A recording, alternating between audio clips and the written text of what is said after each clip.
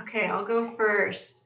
Hello, my name is Danielle Musick. I'm a CSW, and I'm also Othmer Method certified in Neurofeedback, specializing in trauma like many of you. I really like EMDR, internal family systems work, and I'm really interested in somatic experiencing. I also do ketamine-assisted psychotherapy. Um, Sometimes with other clinics, but Healing Pathways now also offers that service of in-house ketamine. Um, but yeah, I'm really excited to talk about one of my favorite topics. This is an area I love to geek out on. Neuroscience and trauma just is really a fascinating topic to me. So I'm looking forward to this time. Carrie, do you want to go next? Sure, yeah. My name is Carrie Scott, and I've been working at Healing Pathways for about 1.5 years now. And I came from residential treatment in some other settings, and also have a focus in trauma like all of us here at Healing Pathways. Lots of different modalities. And we'll talk a little bit more about how neurofeedback can complement those modalities and also touch areas where some of these modalities can't go. And so that's been really great to add neurofeedback into my practice. I got trained much more recently. Danielle's been doing it for about 10 years. And I learned about it through Danielle and working at the clinic. So it's been a great addition to my practice, and I'm excited to talk with all of you about it. Hi, everybody. My name is Kat Cook. I'm a physician assistant and also had done a fellowship in psychiatry working with the transgender population in Southern California. After working in psychiatry for not very long, maybe a year or two, I was really tired of seeing the pill pushing, basically, and was looking for other ways to help people overcome the things that they were struggling with. I found neurofeedback and went through the Othmer method of neurofeedback, the same as Danielle, about 1 year ago, and have seen just dramatic results with this that I wish I could have known about years and years ago. I've been here for about 6 months now. Great, thanks. So 3 of us make up the neurofeedback team at Healing Pathways. It was great. I was kind of a lone soldier for a long time, so it's so great now to like compare notes and have other people to discuss cases with and geek out about. Like, it's so great to like talk about successes and also encourage each other when we have tough cases. So, all right, can all of you see the PowerPoint? Is that sharing? Okay, great. So neurofeedback, this is not something new. It's actually been around for quite a while.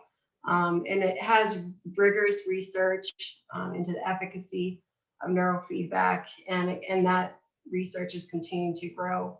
Historically, like Kat kind of mentioned, there's been a focus on neurochemical interventions with medication. But there hasn't been a lot of focus on the electricity in the brain. And ironically, the electricity in the brain affects how the neurochemicals work. The neurofeedback has the potential to treat any significant neurological and psychiatric disorders. So I want to pause there for just a second. I want you guys to think about all the psychiatric conditions, all the neurological conditions in your head. Like how many hundreds of diagnoses would that include? We were talking about everything neurological or psychiatric. It's a long list, right? So that's I know that's a pretty bold statement, but it has the potential to treat all of those things. I think we're better at some things than other things, but we can talk a little bit more about that as we go along. So the great thing about it is that it's free from long-term side effects, and we see long-term effects. And I'll show you a slide where we had a pre and post brain scan showing that there is actual change in the brain long-term. So effectiveness is in some hard to treat populations is promising. Frequently long-lasting effects are seen. And neurofeedback's applications is not only focused on deficits, but it has application to peak performance with athletes, musicians, and elites. So for example, when I was doing my training in Woodland Hills, California, one of the other individuals, clinicians there was from the Canadian Olympic team. So he trained Olympic athletes, and one year the Canadians went crazy, did a lot of neurofeedback training with their athletes, and that year they won more medals than they ever had before. So that's like personally, you know, I did my neurofeedback session this morning because I want the best brain that I can have. Yeah, we also see that the implications and outcomes are profound scientifically and clinically. So sometimes you'll hear the term biofeedback, and some people sometimes interchange the word neurofeedback with biofeedback, but they are different. Biofeedback is kind of a bigger area. Biofeedback includes, so neurofeedback is a type of biofeedback, but biofeedback can include like training heart rate variability, blood pressure, skin temperature. So it's a bigger and more diverse topic, where neurofeedback is very specific to training EEG or electrical activity in the brain. So I think I went over this before, like what conditions or diagnoses respond to neurofeedback therapy. Like we could make a list, but ADHD, PTSD, depression, anxiety, developmental disorders. I've even seen with speech disorders, communication disorders. Let's see, the list could go on and on. Parkinson's right now, Carrie's worked with the Parkinson's case. Stroke victims, we've even seen it work with people who are in a coma, where they'll hook them up and they'll recover quickly or come out of comas with neurofeedback. Yeah, and seizure disorders, tics, OCD. Yeah. Lynette mentioned dissociation and DID. There's a lot of that. I mean, there's just so many. Yeah. I especially like using it with my complex PTSD clients, especially ones that are not capable or don't have a window of tolerance to do EMDR. This is excellent in like widening that window of tolerance and getting them in their body and feeling safe, so they can then process distress and things. Tourette's, yes. Also Tourette's. Yeah. So a little bit about the history of neurofeedback. So we want to go back to Hans Berger in 1924 when he discovered that the brain made electricity. He probably could only pick up on like the higher frequencies, but that's kind of where the EEG started. And then we move into classical conditioning with Ivan Pavlov. And we know Pavlov based on his dogs, ringing the bell, feeding the dogs, ringing the bells, and then through that he conditioned them. Whenever they rang the bell, the dogs would automatically salivate. So kind of a cause and effect. And after Pavlov came Skinner, who came up with operant conditioning, realizing that you can increase behaviors or decrease them through reward or removing reward through positive and negative reinforcers. Neurofeedback, we can trace back to the 1950s. I don't know how many of you knew this, but Joe Kamaya, he started working with alpha waves. And then we move into Barry Sturman's research. Barry Sturman, I'll talk a little bit about the research he did, but he was an excellent scientist, where he used operant conditioning ABA models to show that neurofeedback worked, and that's back in the 60s. I'm going to jump ahead a little bit. The Othmers, which is the method we use, started practicing in the late 1980s. And Sue and Siegfried are married, and their son also is a part of their company, Kirk. So Sue is more the clinician, Siegfried's the scientist. And when Siegfried talks, I just try to pretend like I understand 25% of what he's talking about, because he's got an amazing technical brain. They're really intelligent people. I highly respect them, not only based on their intellect, but based on their life experiences and what brought them to this field to develop to this point. There are kind of about 5 main neurofeedback systems that are FDA approved. There's a lot of debate even between systems as to what is the best approach and what's not. We'll talk a little bit about the Othmer, and specifically, we do not do the QEEGs or brain mapping that other systems use. Some systems are more of a medical model where they want all brains to kind of look the same based on a database of neurotypical brains, and that's not the approach we use. There's also, you'll hear about systems like Muse and home training. And a lot of those systems, sometimes we lovingly call them toys, but they're kind of a one-size-fits-all, where we're using a very precise and specific tool. So it's kind of comparing, I like to compare a self-help book to seeing a clinician or a therapist. The self-help book might be helpful, but there's definitely a lot more skill when it comes to working with a clinician. So here's Barry Sturman's cat right here. So he took some cats and started doing neurofeedback on them.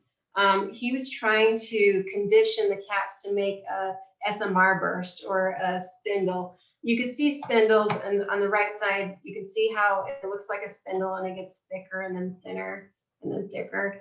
So we call those some sensory motor rhythm.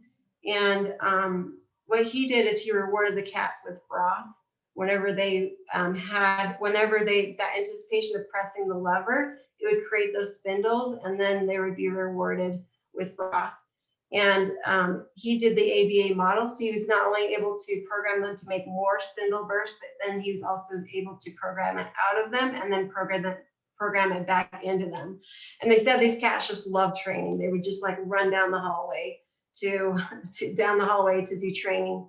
And then that research ended, and he moved into another project where they took pilots that had been exposed to jet fuel fumes and were reporting really strange things, like seeing Eskimos waving at them, or so kind of hallucinations from the toxins, and they're also having seizures. So they took the same cats from the first study and exposed them to toxic levels of jet fuel, and half the cats had seizures and died, and half the cats had seizures but not as severe, and they didn't die. So he was like trying to figure out what happened, what's the difference, and he realized that the cats that had been transferred over from the previous training were the ones that didn't die. It was like the new cats that hadn't done the initial training were the ones that died from the seizures. So in that process, he realized, oh wow, like this training, this operative conditioning can actually help with epilepsies or seizures, and helping like with that threshold, with seizure thresholds. So this is again talking about Sue and Siegfried. Just learning under them directly felt like such a privilege. Siegfried went to Cornell and has a PhD in physics. Sue was a PhD candidate in neurobiology and behavior with minors in biochemistry and physical biology. They had a son with really severe behavioral issues and epilepsy. In fact, he was kicked out of schools. They just didn't really know what to do with him. So when they heard about this EEG training, it wasn't like, how much is it? They're like, when can we get in? And through their experiences, they developed client-centered model of the brain regulation and stabilization, which we now call the Othmer Method. So, and then they were the first ones to explore these infra low frequencies.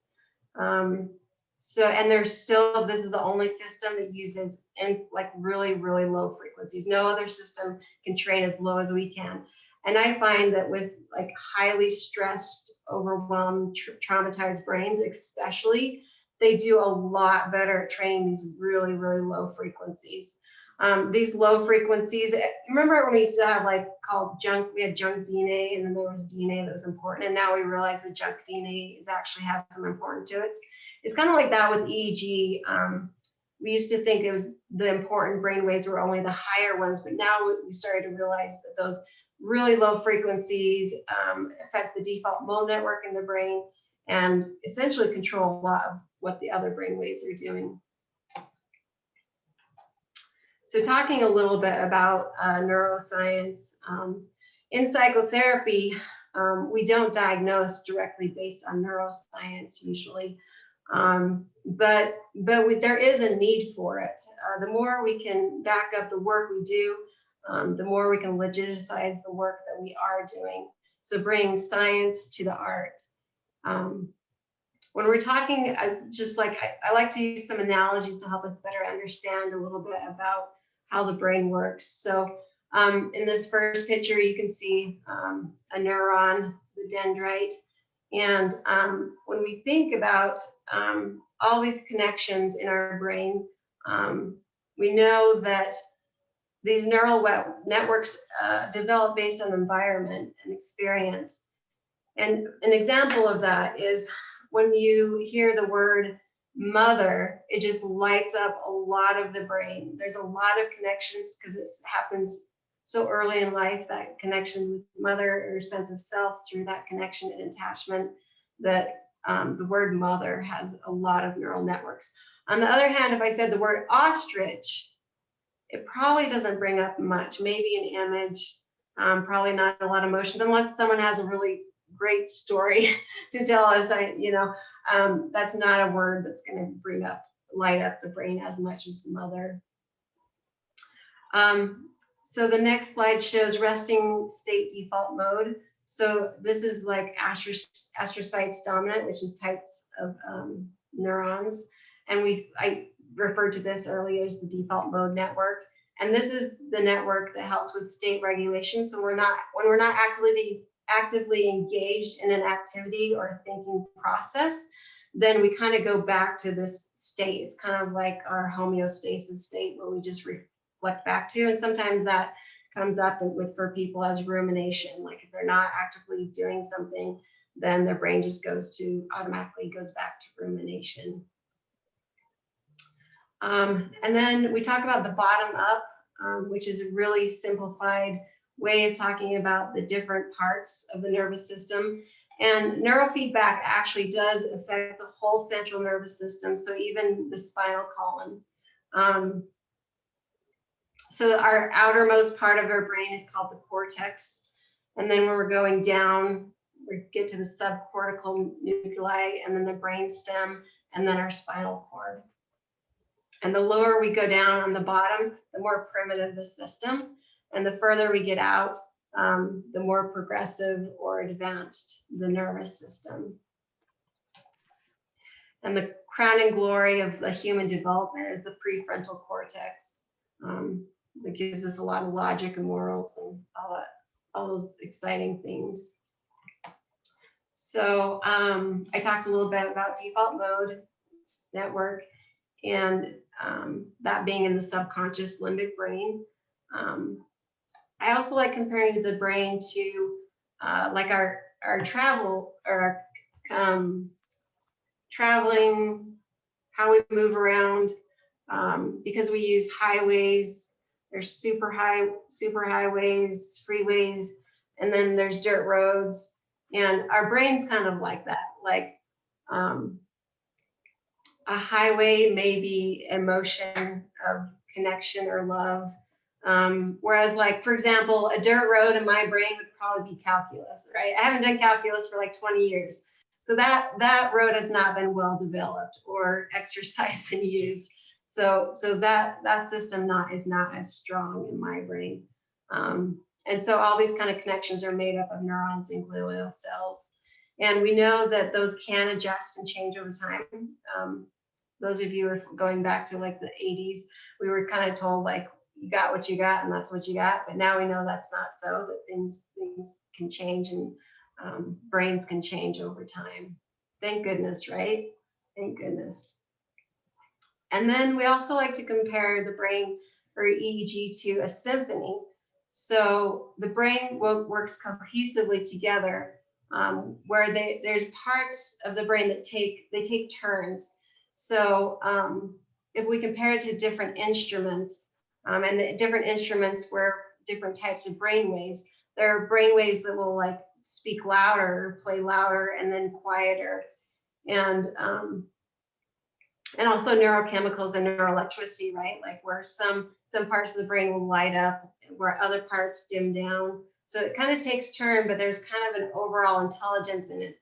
Now, worst case scenario is like if everyone started playing as loud as they could at the same time, that would probably look like a seizure in the brain. So, but generally there's a rhythm to it and it all works together. So we depend a lot on the DSM, right, for our billing and insurances. And this is an interesting article that came up that it's not really scientific. It's political. It's a language, so that when clinicians talk to each other, we kind of know what symptoms we're all talking about when we're talking about a specific diagnosis. But it's not necessarily scientific. Because, for example, some things can be taken out of it and then some things are added in. And if it was true science, then you can't take away science. It doesn't change. It's pretty set. So that's another reason, like working with neuroscience when we're doing psychotherapy. So some of the challenges psychotherapy, many of you probably have worked with pre-verbal trauma where there's not language. It's really difficult to work with. It's just kind of somatic. And when you have that early childhood trauma, there's a lack of sense of self. So it's hard to work with someone when they don't have a core self. There's a lack of ability to feel safe around other people. This is specifically talking about trauma, right? And then some people lack emotional intelligence or alexithymia, right? Where people like, I don't know what this feeling is. They can't identify it. And then there's comorbid conditions that make things more challenging. There's non-responsive diagnoses, early developmental trauma in children, the way Bessel-van der Kolk, this is like specific talking about reactive attachment disorder children, which is a topic close and near to my heart, that they don't drink human milk of kindness. They don't respond to limits. They don't care to be rewarded by people smiling at them and praising them because of these state abandoned deficits. So these are really tough kids to work with because you could offer them $100 to pick up a sock off the floor and they're going to say no. So neurofeedback is kind of a great way to sidestep some of these issues because it's training specifically to the subconscious brain and there's no effort. So if you can sit in a chair and look at a screen, you can do neurofeedback. And we also need a little bit of information about how they're feeling and doing, right? A little bit of reporting. But besides that, it's not effort-based. So you don't have to have a motivated child to do this. They simply need to be able to sit in a chair. I've even worked with like young kids, 4 years old, where we put them in a car seat and they're buckled in doing their neurofeedback so they're not moving around or wiggling around. So I've even heard it done up to like 6-month-olds, but I haven't ventured in that. That's pretty young. So I have Justin here with us, and I wanted him to talk a little bit about his experience with neurofeedback. He's a great advocate for mental health, and really appreciate him coming. And so I'm just going to invite him to come and talk about not just about the science, but the actual experience of someone who's been through this.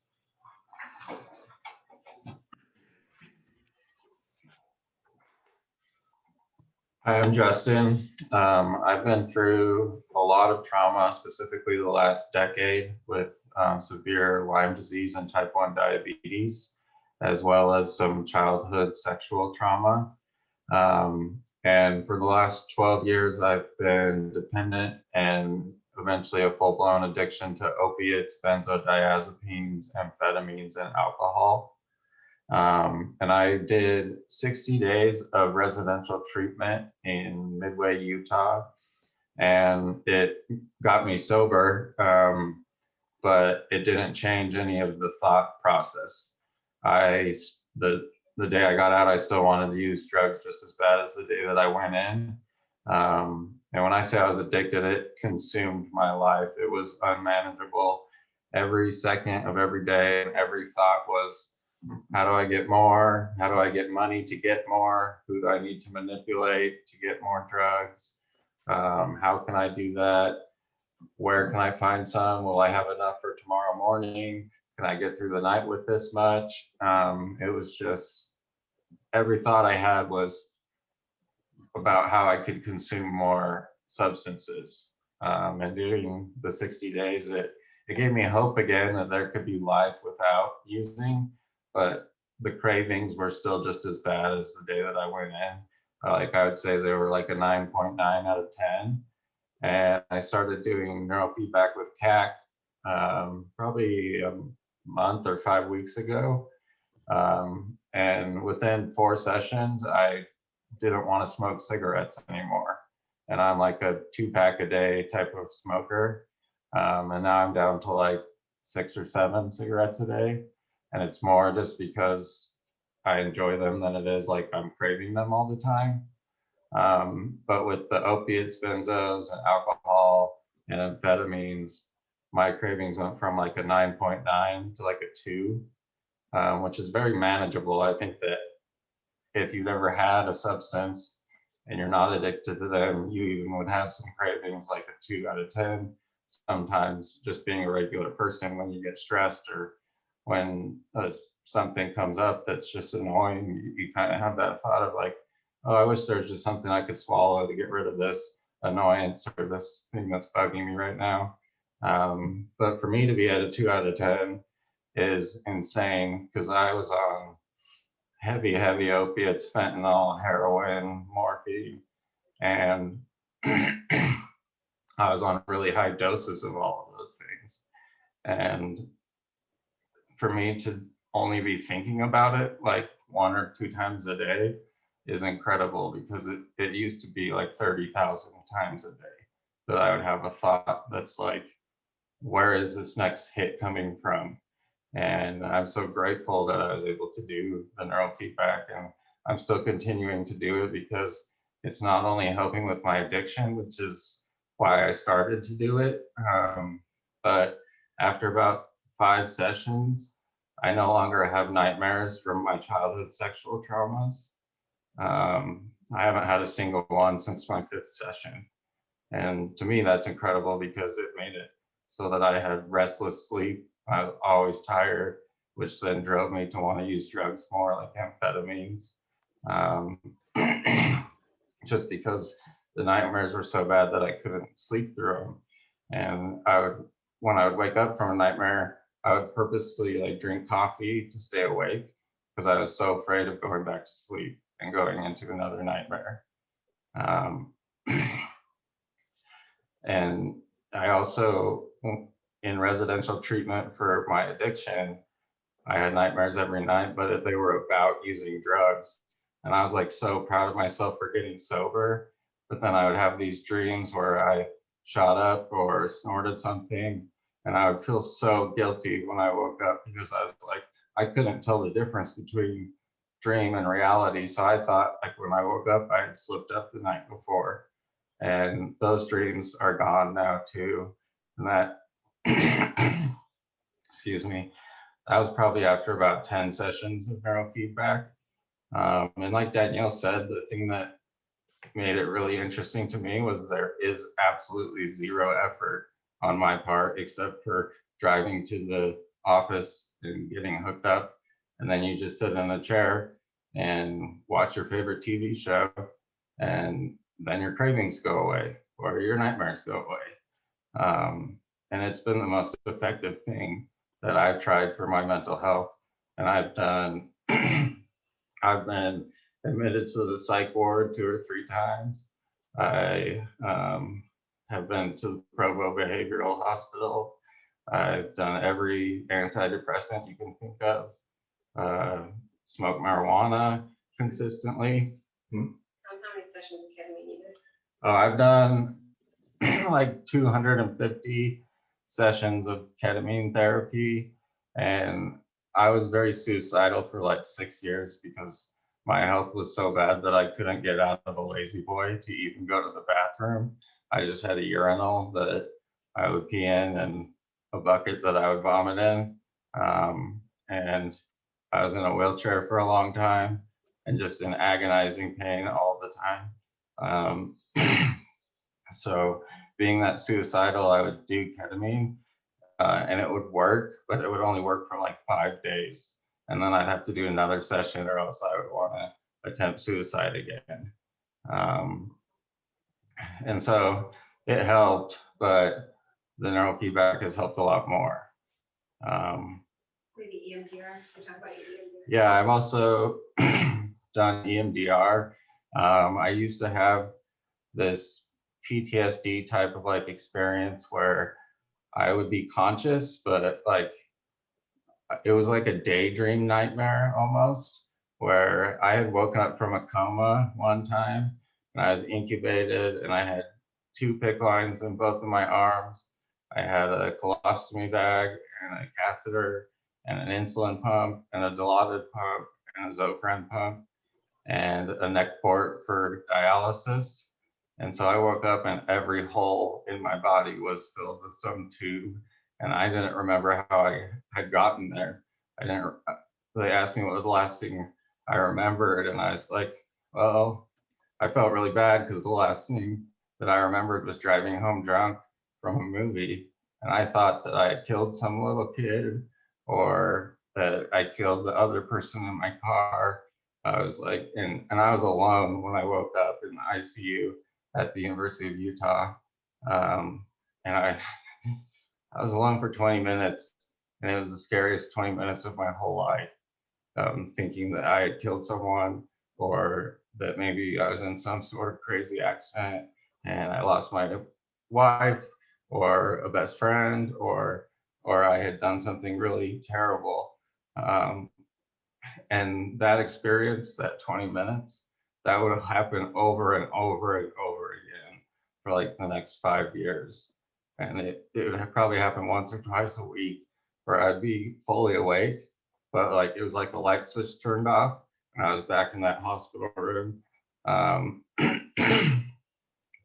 with non-working kidneys and no thyroid and no adrenals and just tubes coming out of me everywhere and having nothing to remember and not knowing if I had lost someone important to me or if I had taken someone important away from someone else. EMDR. Yeah, and so I did about 25 sessions of EMDR for that specific experience. And after about the 15th session, it started to happen less frequently. And after about 20 sessions, it hasn't happened since. I still do have sleeping nightmares about that, but since the neurofeedback, the EMDR was about 5 years ago, and I hadn't had that experience when I'm awake, but I would still have nightmares maybe once every couple of months about that experience. And since the neurofeedback started, I haven't had a single one. And it's incredible because you don't have to do anything. It almost feels like it's cheating or that it's what's the word I'm trying to think of? It just feels like it's not real to me because I've been dealing with these types of PTSD and nightmares and the addiction cravings and suicidal depression for over a decade. And it's not like it comes and goes. It was like every second of every day for a decade. I didn't know if I was going to wake up the next morning, either because I OD'd or just because my physical health was so bad that my heart stopped, or because I was attempting suicide again. And so to have a break from that after 10 years is like the most incredible thing that's ever happened to me. Awesome. Does anyone have any questions for Justin about his experience with neurofeedback, talking to someone who's been through it? There's a question here in the chat. Sorry, Laura, I'll jump in with that. From Mary Azoro, I hope I pronounced your name right. She said, Justin, you are amazing. Thanks for your vulnerability and sharing. Questions for the host. If zero effect once treatment has stopped, do symptoms come back, or does one need to maintain the neurofeedback? Also, does insurance cover the sessions? Yeah, those are good questions. So what I've noticed is that neurofeedback, some people need more than 20 sessions based on like how severe the case is. A lot of times CPTSD needs more than 20 sessions. A lot of people are 20 sessions done and gone and never come back. So Pavlov, this is kind of interesting. Pavlov, with his dogs and his research, the dogs were in a kennel and there was a big flood that came in, I think it was Venice. And the flood came up almost to the level of the cages. And these have been the dogs that have been conditioned, right? Like neurofeedback is conditioning. And when they went through that traumatic experience afterwards, some of the dogs would sit like in their kennel and just shake, and some of them got really aggressive. But also what Pavlov noticed is that the dogs had lost the conditioning. So I do see this where people, if they're still in a traumatic situation or they have a new trauma, or in situations where they're just living in chronic stress all the time, or there's a neurobiological issue, then sometimes some of the training is lost, but not back to stage 0. It just means that their brains need refreshers. So we kind of keep the door open with people. A lot of people would just say, hey, like, if you need a refresher, come back. But I would say most clients never come back overall. And Danielle mentioned 20 sessions. Just for your information, that's about the gains are maintained. Before that, the first session you'll have 24 to 48 hours, it'll maintain the gain, but it's like going to the gym and having a really good workout. You need to keep going. And so at about 20 sessions, that's where they say the effects will. Yeah, they start sticking around 10. Around 10 sessions is usually when the sessions start lasting a whole week, the effects of the session. And some people do really intensive, like twice a day, sometimes when they're coming out of state. I did it every day for 20 days, and now I do it about 2 or 3 times a week. Yeah. So I hope that answered that. But it's kind of like it's a new way of learning. So it takes a while for the brain to grab onto the new learning and for it to stick. So that's why it has to be repetitious, right? Repeated over and over and over again, because it's new learning. And some people do report after sessions that feel really tired. Like, Justin, didn't you sleep? Yeah, like the first 10 sessions, I would go home and take like a 2 or 3 hour nap. And I don't usually take naps ever. And so it actually was kind of nice for me because I've been in such a chronic stress situation for a decade that I haven't been able to take naps.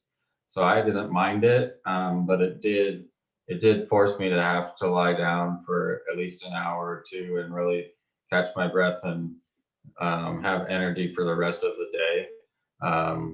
But like I said, my brain has been turned on, firing like crazy nonstop for 10 years. And now I can sit down and watch a movie, and that's never happened in 10 years. I couldn't sit through a movie. I couldn't go to the movie theater. I couldn't watch an entire basketball game without like getting up every 10 or 15 minutes and having a bowl of marijuana or a beer or a coffee or a Red Bull or a cigarette. It had to be something. And now I can sit through 5 hours of class and pay attention the whole time and not feel like my brain is just melting from the effort I'm putting into whatever I'm studying or watching or reading. And so that's been another huge blessing for me as well. It's just to be calm enough that I don't have to do something every 15 minutes to take the edge off. And the other part of this question from Mary, and also Sarah is chiming in, and a few others, they're wondering about insurance coverage. Yeah, so traditionally it hasn't been covered. The code for biofeedback is rejected by most companies. Here at Healing Pathways, Carrie and I are including neurofeedback as part of psychotherapy, and we're billing it as psychotherapy. So we feel confident that clinicians should decide what interventions to use. But we do like combine that with talk therapy. So it's a combination, and we bill insurances under that situation. With younger children, probably not as much because they can't do as much talk therapy. But in some cases we do bill insurances, but generally it is cash pay. Like CAC isn't because of his degree as a PA. He can't bill insurances right now, so he's cash pay only. And we have packages. So for 22 appointments is $23.75, which is pretty affordable. So pretty competitive with the cost of, yeah. And if you have like addiction patients that are considering going to rehab, the cost of rehab is astronomically higher than the cost of a package of neurofeedback. My 60 days in rehab cost about $90,000. And I wouldn't not go again. It was great for me, and it worked, and it made me sober up and feel better about myself as a person, and not so much shame and hate. But the brain waves and the thinking are still firing, like, where is that next drug coming from? And neurofeedback brought that down to a 2 out of 10 instead of being at a 9 out of 10. And it's only $23.75 compared to, even if you have insurance when you go to rehab, your out-of-pocket cost would be higher than $23.75. Good point. There's several questions in the chat here, and lots of gratitude for Justin for sharing his vulnerability and his experience. Another question from Sarah is, how prevalent is neurofeedback among addictions therapy providers? Just curious, for example, is it at the top for recommended treatment for addictions? It should be. It absolutely should be. Like, we're trying to make it that way. Yeah, Justin feels really strongly that it should be a part of addiction treatment. Unfortunately, I only know a couple, and it's like more of the private, very expensive institutes that use it. When I researched it, as far as addiction, like residential treatment programs, there was only 6 in the whole country that offered it. Yeah. Mm-hmm. Yeah, so we're hoping that'll change. Go ahead. Oh, there's a really great, if you go to eeginfo.com, there's a really great video about addiction recovery and neurofeedback. And I think this is part of what tonight is about, just expanding awareness and helping people understand that this is a really powerful treatment option that not a lot of people are utilizing, not as many as hopefully will be in the future. Yeah. Another question from Misty is about how much it costs to get trained to do neurofeedback and length of time to get trained. Yeah, so there's a basic beginner training. It's now online, which makes it much more convenient. What is it, guys, an 8-week training? It's shorter than that. I think it was 6 weeks for us because we went through it again at the same, CAC went through it and then I went through it again. It was 6 weeks, but I think 5 normally because we had a holiday week in there as well. And it's every day for 5 days, 5 days a week for 5 weeks. And the cost of that, like the introductory course, is $22,000? Somewhere in roughly. Yeah, I think $2,400, something like that. Somewhere in there. Yeah. And you also are doing training on yourself. So you're actually getting treatment on yourself and learning as you go. They pair you up. So you have a partner that you're practicing on each other from a distance. And then also you're getting all the scientific, educational, historical background of neurofeedback. So it's pretty extensive, and it's like the world's experts in neurofeedback. They're just like an amazing group of people.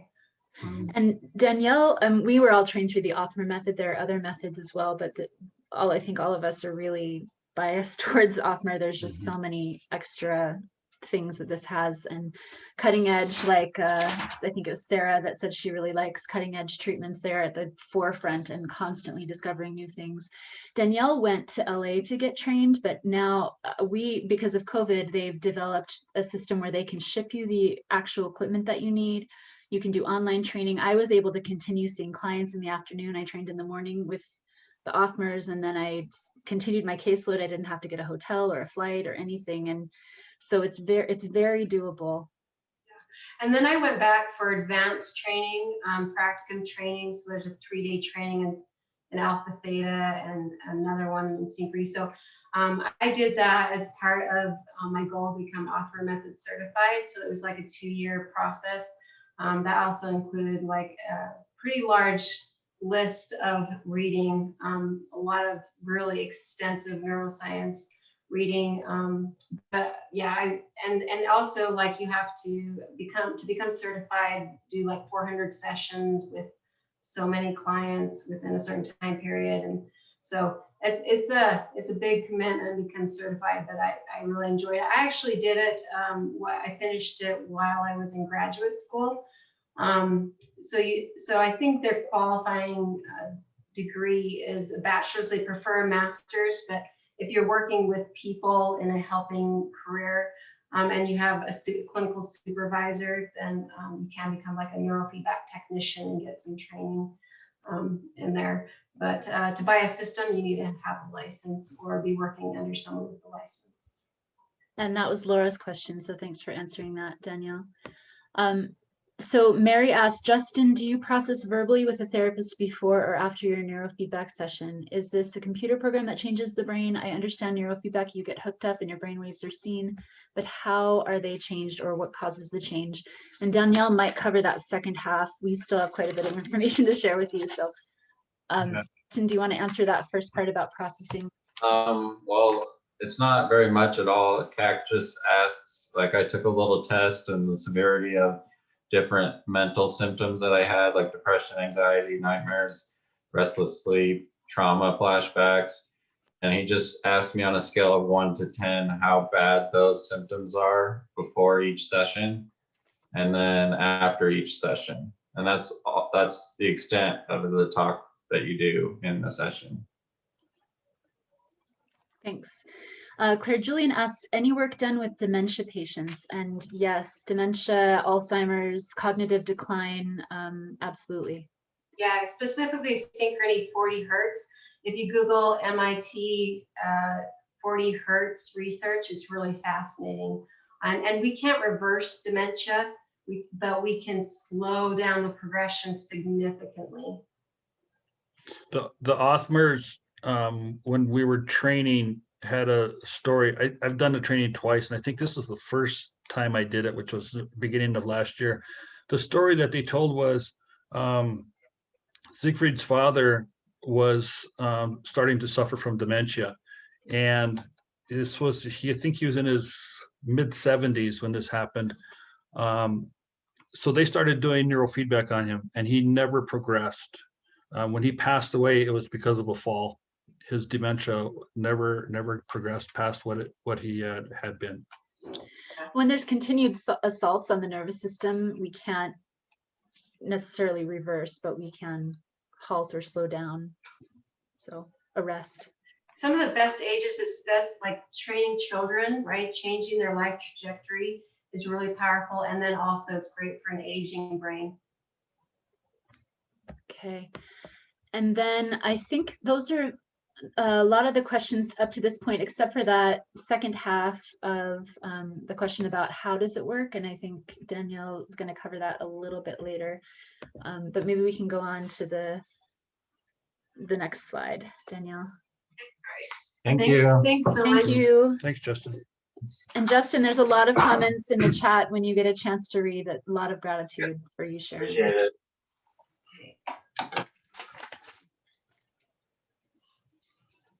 Okay, so I'm gonna let CAC take over here and talk a little bit more about the research and I'm glad people are asking about addiction, because it's like relapse rates it's just not, we're not doing great with addiction. I feel like we need more help. I feel like neurofeedback's a huge piece of that. So he's going to talk about the science, and this is again going back like a long time, like 50 years, right? Yeah. So kind of hard to follow what Justin just talked about with addiction. He's a hard one to follow.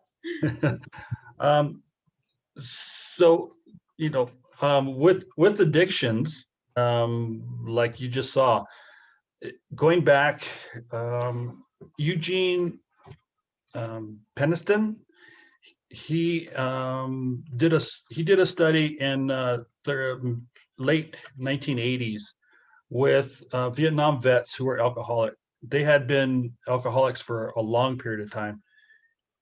And the bottom line with that particular study was after 40 to 50 sessions, or no, what's it, 30 to 40 sessions of neurofeedback, it was a very limited study, so there was only 10 people that were involved with it. But of the 10, after 1 year, 12 months, they had an 80% success rate. Nobody had relapsed. One person had died of cirrhosis, and they lost contact with the 10th person. So it was, I mean, that alone, when he presented that, was just astounding to those that were in attendance when he first presented it. And can you change slides? So after 12 months of sobriety, and I think after they rechecked them again at 3 years, and again, nobody had relapsed. Without neurofeedback, as you can see on the slide, usually in a talk therapy program, AANA, you will have a 44% recovery rate, and those with doing the neurofeedback, it's almost 80%. So that kind of those kinds of numbers are just hard to really ignore. Why isn't it more prevalent? There's a lot of reasons, and I'm not going to get into the politicalness of it, but there's other studies that are just as fantastic as this one that Pennington did. Can you advance, Danielle? Thanks. The other study and this was the one that really was, when I saw this, that was really profound, it was called the Cry Help study. You could look it up. It was done in Los Angeles. It was done through the Cry Help clinic for addiction. The slide that you're looking at is a retention rate of those who had participated. The study itself had 121 participants, and it wasn't just alcohol, it was all drugs. There was heroin addicts, methamphetamine, alcohol, crack cocaine, and divided up 60 and 61. You can see the retention rate. The control group, they went through NAAA only, and those that did the neurofeedback as well as the talk therapy, the retention rate was obviously, I mean, you can see it was really, really high. wasn't able to put the slide in, but this was a 12-month abstinence rate that that came from that particular study. And I don't know if you can see, but the tall line is those that remained drug-free, and the control group, which right next to it is obviously it was pretty low. So, you know, couple that with what Justin just told you, and does it work with addiction? Yes, very much so. Great. Yeah, and I just want to pose this question, thinking about the recidivism rates of prisons, the prison system. I think it's like 86%. I'm pulling that off the top of my head, but it's so high. Can you imagine if we brought neurofeedback into the prison system? Yeah, I used to work with You came out of prison, yeah, with a regulated nervous system that could handle stress. It would change our society. Or if we had this in the school system. And in fact, when I got my training, there were school counselors and people that were in high risk schools that were using this. Yeah, Okay. not only the addiction aspect of it, but like you said, the stress of reentering society and doing life. When I was working with Department of Corrections, people would just get they called it the F-its, right? And like, I know what it's like back there. I can handle the life there. I can't handle the stress out here. So regulated nervous system, help with reward deficiencies, like all of that, like there's so much that would change. Anyway, you can tell we're a little bit excited about this treatment. And this slide here, benefits of neurofeedback for therapists and clinicians. I've been telling these guys, I wish that I had known about this treatment so much earlier. Back in the days of Department of Corrections, back when I was working with residential treatment, and I saw therapists that were so burnt out and working with these treatment-resistant kids who didn't want to be. I was working in adolescent residential treatment, and I had just thought so many times, I wish that I had had these tools back then. I wish, even when I started Healing Pathways and I had tools, great tools for working with trauma, there were some clients that I just felt like I can't touch what they're dealing with the tools that I have. And I feel like now I have a tool that I can offer some hope and help people to move forward in their lives and find relief from a lot of their struggles. So that first bullet point, I've seen, I have a client right now who we do a lot of great cerebral top-down work. He's had a lot of trauma, doesn't feel safe around people. And we've done a little bit of EMDR, we've done a little bit of another modality where he'll make just a touch of progress, and then he'll just feel like, oh, I can't feel my feelings. I can't go there. I can't open up this Pandora's box because I'm gonna be completely out at sea, right? And IFS or whatever method, right? And we've only been able to do like DBT or CBT or compassion focused therapy, just top down stuff, because he lives completely in his head. And we've started doing, and then he also, Michelle mentioned Tourette's, he has things like Tourette's, and he has stuttering and all kinds of things like that. And yes, we can use EMDR and neurofeedback together, absolutely. So this particular client just so locked up, and one thing that he loved about neurofeedback is I can't game the system. There's no conscious control of what's happening here. And so so we're learning how to tolerate being in his body. We're learning how to calm his nervous system, stabilize things. There's instabilities, like Danielle was talking about, the symphony all playing at once. That's Tourette's. When your body, like, that's seizures. Those are things like where your nervous system doesn't have that balance between sympathetic and parasympathetic regulatory control. And so we're calming, we're helping, and he's experiencing clarity of thought like he's never had before. He's experiencing his emotions. Anyway, so there's just stuff that we could never touch with any other modality because of the fear of going there. And we'll talk a little bit about trauma resolution. There's trauma resolution that can happen with, Danielle mentioned Alpha-Theta earlier. which we do down the road a little bit after we help calm and stabilize the nervous system, where it's not like EMDR, 1 foot in the past, 1 foot in the present. You're bringing up the body sensations, the emotions, the thoughts, all of that.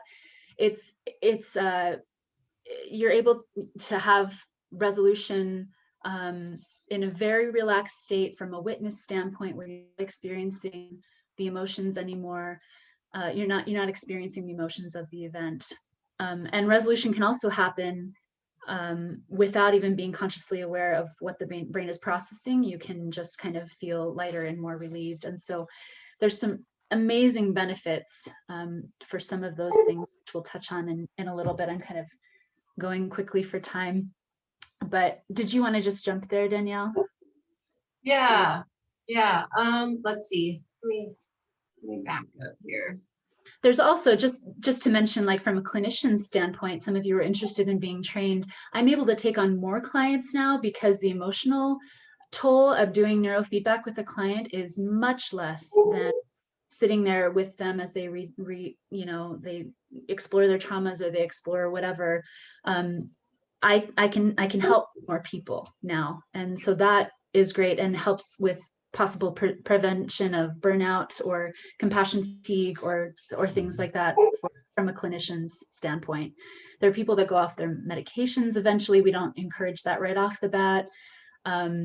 There's no side effects like weight gain or libido or there's just so many things that that neurofeedback touches and in a really powerful way. Yeah. Do you want to just finish up with how other ways clinicians can help, or how can benefit the clinician? Low liability. Yeah, I think yeah,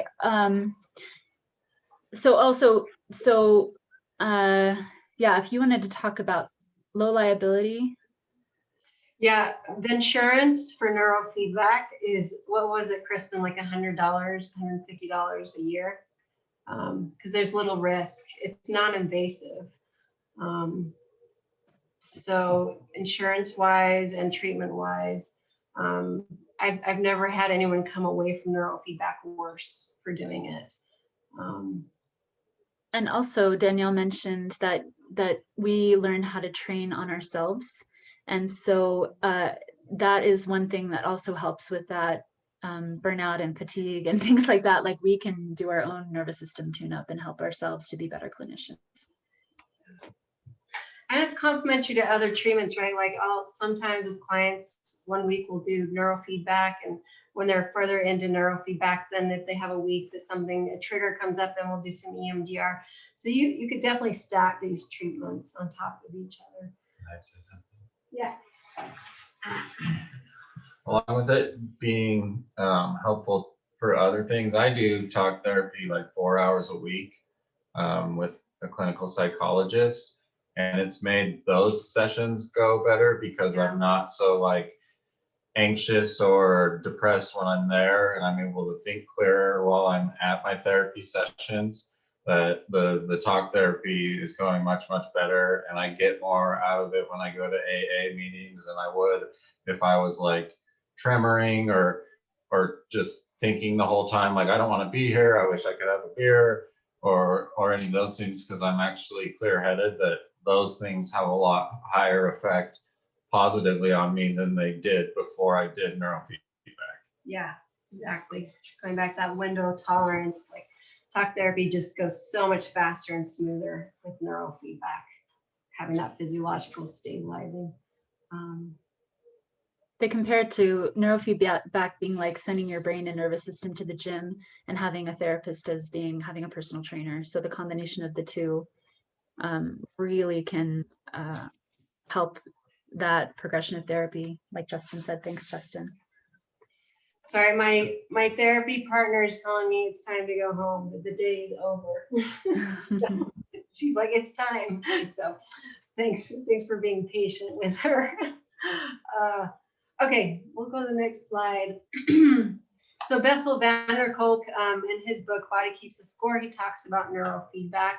And in this quote, he's talking about reactive attachment children or children with complex PTSD and childhood attachment issues. He says neurofeedback is the only method that I know of that can promise anything that can possibly rewire these severely brain damaged kids. If you worked with RAD, it is rough. So he's saying this is like the only method that he knows that can really help rewire those brains. I'm actually gonna let's see, thinking about time-wise. Let's cover this quickly. So the clinical model, it's physiological self-regulation. So there's just like the nervous system is able to regulate itself and its brain states. And like we've talked about, it's below conscious awareness or control. And even in Alpha-Theta, some people will have like memories come up and some people won't. So it's implicit or explicit memories. So some people will come out of it just like, oh, I just feel really relaxed and really good, where other people will go on like journeys almost similar to psychedelic experience. And we know psychedelics have those kind of Alpha-Theta type brain waves. So equals good self-regulation and flexibility and stability. So people with like OCD personalities or people with such severe trauma that they try to control everything in their life, I see them develop a lot of flexibility through neurofeedback. So yeah, self-regulation impacts symptoms of dysregulation. So dysregulation, if you guys understand trauma, you understand you cannot do work when someone is dysregulated. You can't process, right? You can't heal when you're dysregulated. The nervous system, if you're in the bottom end of the nervous system and emotionality, fight, flight, flee, you can't heal when you're in that state. And overall, it improves health and well-being. Like people have their diabetes will regulate. They'll sometimes hormones people's thyroid, they'll be able to cut out back on their thyroid medication because anything like the brain regulates, right? So yeah, I'm going to skip that one. So this kind of is peak performers or for anyone. When we're under aroused, like really sleepy, we don't perform well. When we're high aroused, dysregulated, we also don't perform well. So most athletes have seen this scale where you want to be right in the middle, like a perfect amount of arousal where you can learn and grow and perform. Sometimes we call this flow state. I was a high school swim coach, so we would talk about this, just being that perfect zone of arousal, not under or over. And neurofeedback helps with both under and over arousal. And also flexibility. So if you need to be able to shut your brain off and go to sleep, like to be able to come down, and if you need to be able to be more responsive during the day, to be able to come up. So, and some people think I'm either like on caffeine or alcohol, right?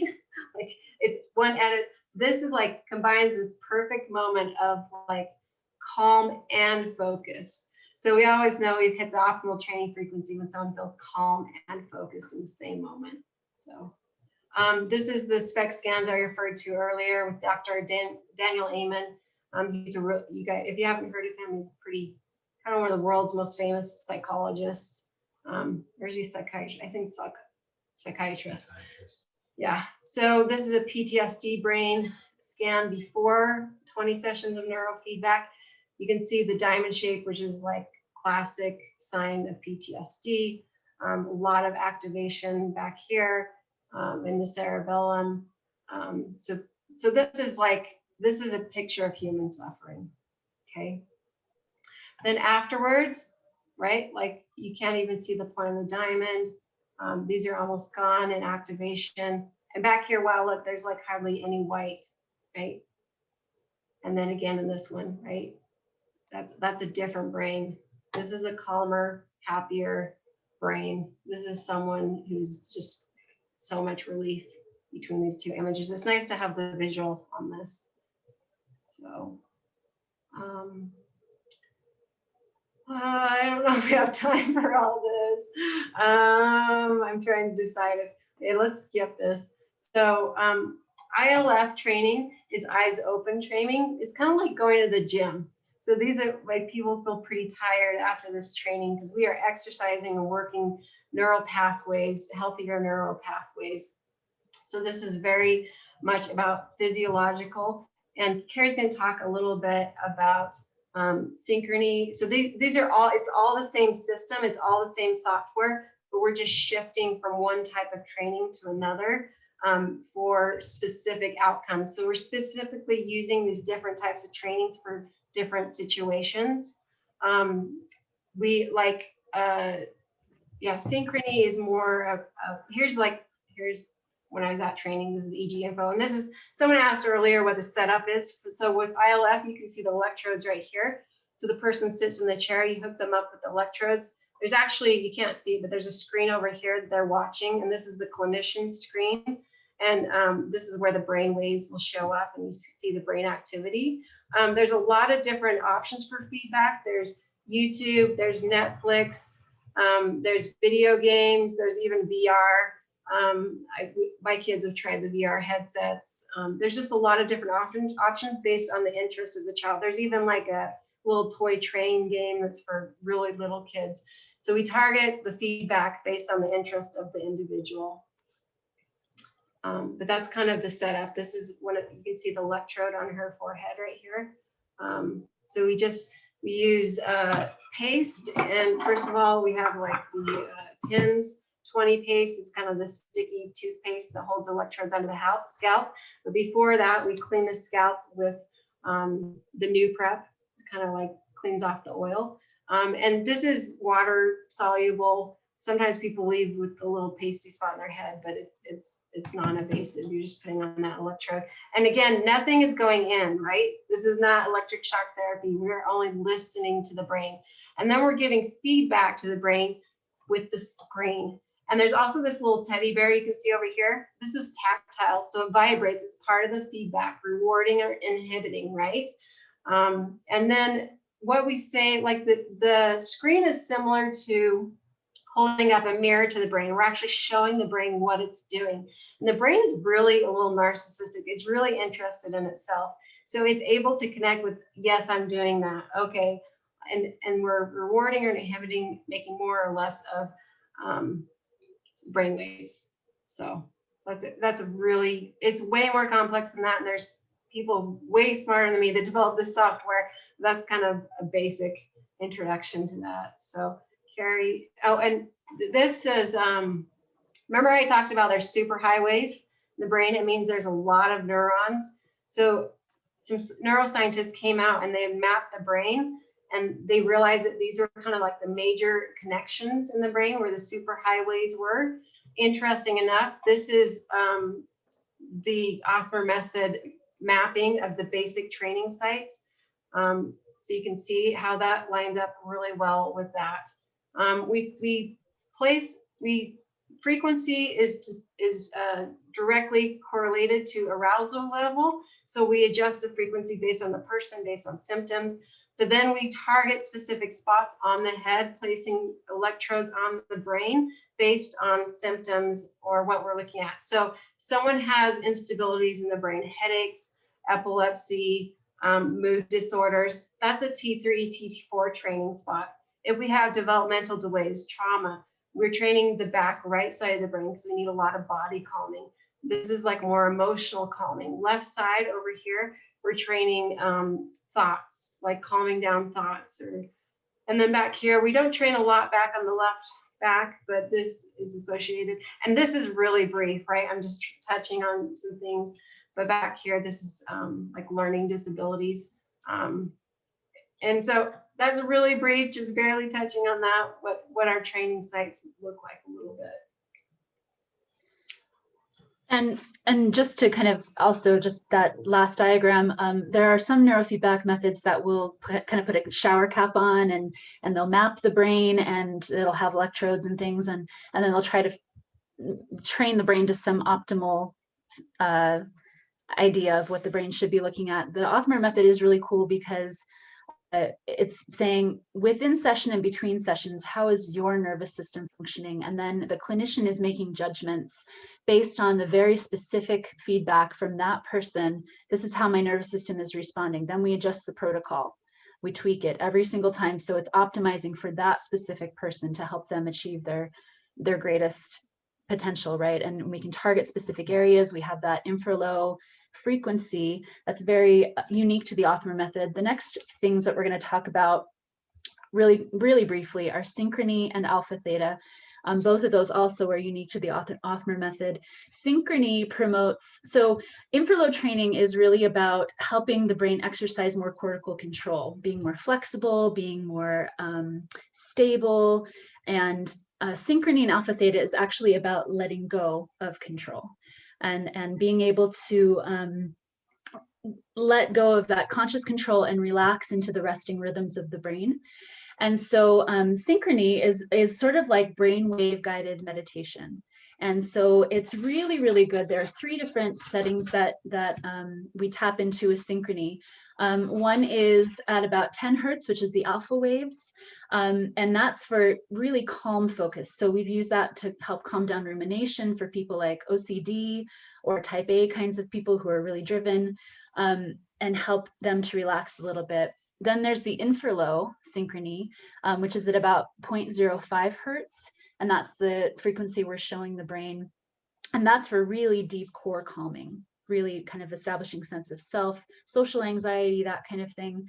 And then about 40 hertz is the gamma, and which can be really activating for some systems, but it's more for alert focus. So when Claire Julian asks about dementia patients, right, this is something that we would use for dementia or Alzheimer's to help them have calm brains that are ready to work.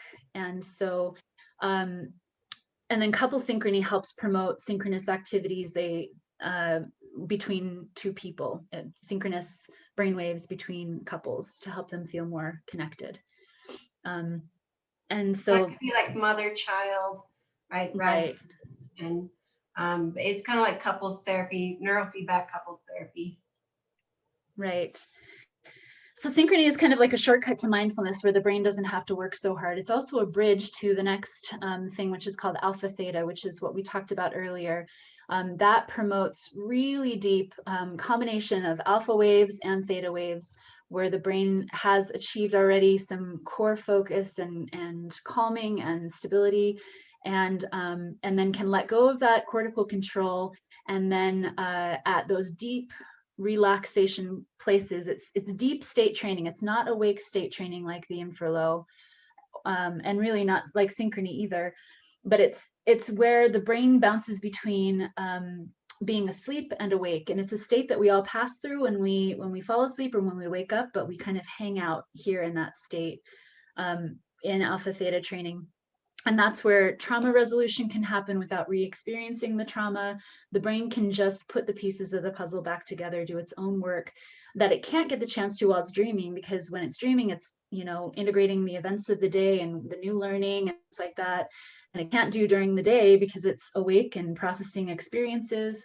And so, so this is a really amazing option for trauma therapy and for those who can't get to some of those states through other trauma modalities. It can be really transformative. Awesome.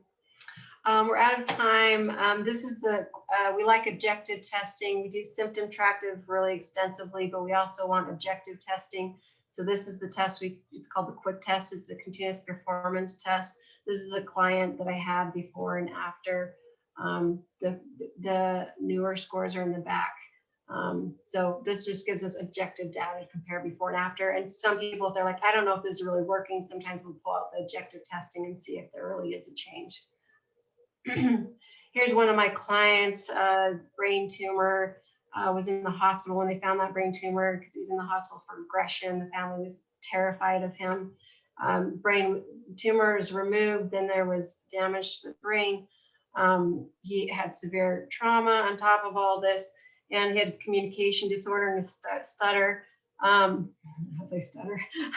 And after 6 sessions, that stutter was gone. This is someone, when you communicated with, you had to repeat what you're saying 3 times for him to understand what you're saying. And then he just was not able to express himself. He was a totally different person. I think he did 40 or 60 sessions. You can just see like, this is life-changing, right? Of all these symptoms. He couldn't read social cues or facial expressions, but afterwards he could. So limitations of neurofeedback, this is uncommon, but ritual abuse, sometimes when you get into the alpha-theta brainwaves, that will trigger programming. So that's a cautionary thing. If there are physiological stuff going on, like food allergies or brain attacks, like neurotoxins, mold, pandas, Lyme, Bartonella, infectious diseases, that will inhibit the progress we make. Toxic abuse environment. So there's a purpose to hypervigilance, right? So we're trying to calm a brain down, but they need to go back and be hypervigilant, which is appropriate in an abusive, toxic atmosphere. Then usually that's where I don't see great results with neurofeedback. So it's best to be out of the abusive situation. We get better results. You need to do consistent sessions, like we said, at least 20 sessions. We like to do at least once a week. If you're skipping like 2 weeks at a time, we see, well, people will start sliding back into old patterns until you've at least hit a certain number of sessions. Costs, like it was asked previously, is not covered by most insurances, unless combined with psychotherapy or so it is an investment. And if you would like to, there's a great database of research at www.eginfo.com. And you can also see videos on there too. We just like to promote, use neuroscience and psychotherapy. It gives us science backing up our art.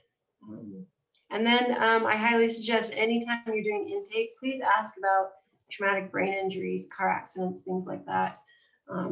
Because the brain really does drive mental health. And so that's a really important question to ask. And neurofeedback does help with traumatic brain injuries. I have seen insurance companies, like car insurance companies, pay for neurofeedback for someone who's had a mild TBI from a car accident that triggered anxiety. These are some really great books. The Neuroscience of Psychotherapy. This is a heavy read, but he kind of sometimes hits certain points in 5 different directions. But it's a heavy read, but really great. Most of you probably heard The Body Keeps the Score. Russell Van Cook talks a little bit on neurofeedback. The picture in the book, The Body Keeps the Score, the child's before and after drawing, that was actually with Sue Othmer in their office that they got that picture out of. So that was the Othmer Method. Symphony in the Brain by Jim Robbins is a good book about neurofeedback. And then Restoring the Brain by Hanno Kirk. He talks about neurofeedback and other things that help restore the brain after they've been damaged. So we are with everything going on COVID in our crazy world, Healing Pathways has been concerned about the impact on our community. And so right now we have a sliding scale pricing for neurofeedback packages just this spring, and that would be with CAC. And yeah, because just of all the stresses, we're just really feeling compassionate about people and want to make sure they have access to effective treatments and have calm, regulated, focused brains. So yeah, we'd love referrals, or if you'd like more questions about like how much systems costs and things like that, you can always reach out to us. info@pathwaysutah.com. My email is Danielle@pathwaysutah.com, or is it Carrie at Pathways? Yeah, CARRIE. @pathwaysutah.com or CAC@pathwaysutah.com. So thank you for coming and learning more about this topic that we're so passionate about.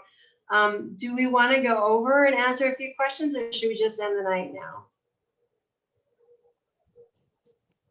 I'm available to stay for a couple of questions if anyone has any. Actually, I'll start. What were the packages, or what's the cost for the spring packages? Yeah, so sliding scale is based on income of the individual, but the normal price of a package, and that's 22 appointments. So intake, one and a half hour intake with the quick test and reassessment, and then 20 sessions of neurofeedback. That's the $2,375. Okay. And basically, if someone's interested in the sliding scale, they can just call and get a 15-minute free consult with CAC, and he can kind of help assess the financial need and help come up with a price that fits. So Cool. Thank you.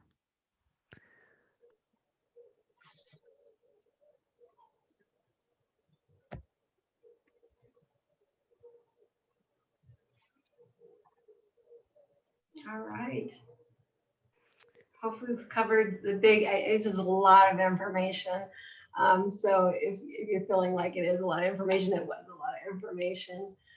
But yeah, thanks for showing up and being involved in trauma and trauma-informed care. I think across the board, trauma-informed care should be a part of our education in this field. But, Yeah. Thank you so much for presenting, all three of you. And in case anyone missed it, I put my email in the chat again, in case you need a CEU or you would like a personal, or you would like to be emailed the recording. Just shoot me an email at ticnutah@gmail.com. And if we don't have any other questions, I think that will be a wrap. There is one more question about if it's safe to do during pregnancy. that's a good question. Right, because if you started, I think it's safe, but right, if someone had a miscarriage in the first 3 months, which is not all uncommon, they could come back liability-wise and make claims. I personally haven't worked with pregnant women. I'd be totally comfortable, especially like working with traumatized mamas in 3rd trimester.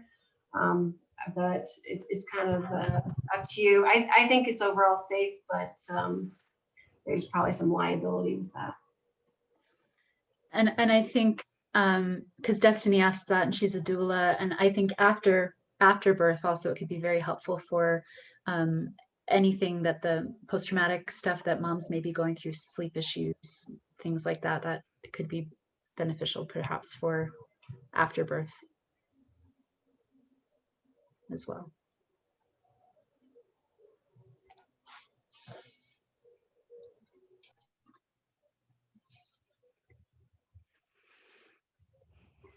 Doesn't look like there are any more questions, so.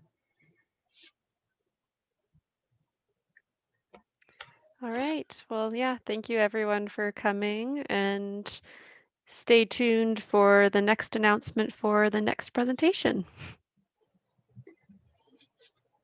All right. Bye, everyone.